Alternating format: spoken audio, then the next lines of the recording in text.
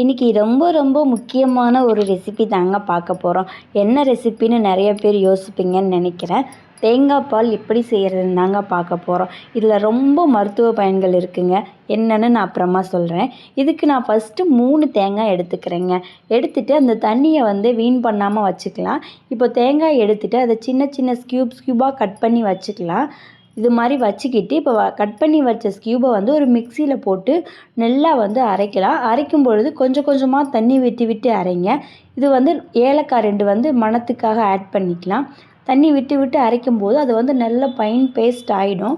அப்படி ஆகிற ஸ்டேஜ் வரும் பொழுது எடுத்து வச்சுட்டு ஒரு பாத்திரம் வச்சுக்கலாம். தேங்காய் அதிகமாக இருக்கனால ஒரு நல்ல வெள்ளை துணி எடுத்துகிட்டு நம்ம அரைச்சி வச்ச தேங்காயை அதில் கொட்டிட்டு இது மாதிரி நல்லா அமுத்தி புழிஞ்சு எடுத்து வச்சுக்கலாம்.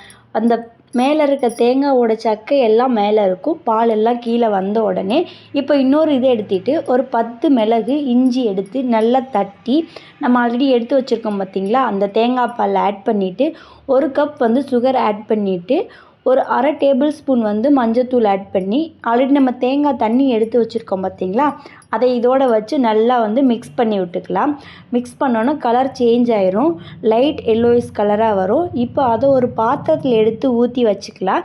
இப்போ ஸ்டவ் ஆன் பண்ணிவிட்டு அந்த நம்ம ஆல்ரெடி வச்சுருக்கோம் பார்த்திங்களா, அந்த பாத்திரத்தை எடுத்து இதில் வச்சுட்டு கொஞ்சம் நேரம் அடுப்பை ஹை ஃப்ளேமில் வச்சுட்டு அப்புறம் இது மாதிரி கொதிக்கும்போது ஸ்லோ ஃப்ளேமில் வச்சுக்கலாம். இப்படி பொங்கி வராமல் பார்த்துக்குங்க.